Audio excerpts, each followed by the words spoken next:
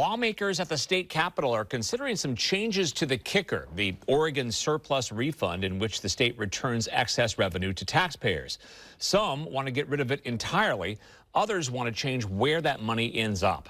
Our Spencer Schott joins us now live from Salem. Spencer, how many bills would impact the kicker?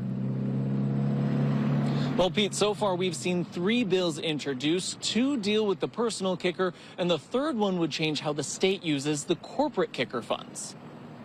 Starting with House Bill 3360, this bill would create the School Facility Improvement Fund using the corporate kicker. Voters have actually already assigned the corporate kicker to be used for education, and this helps clarify what's meant by education and make sure that that corporate kicker, in going to education, has the most impact. Currently, any corporate kickers go to the general school fund and are not allowed to be used on school infrastructure projects like new roofs or replacing old HVAC systems.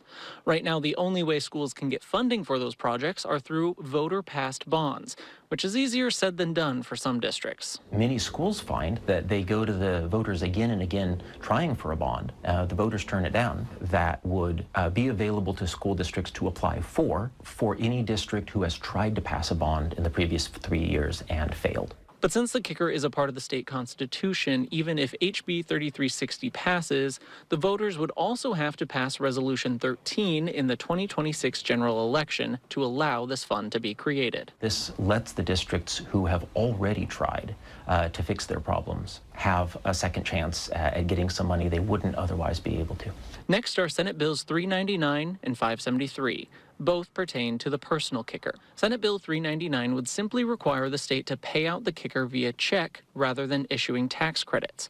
The State Department of Revenue stopped issuing checks back in 2011.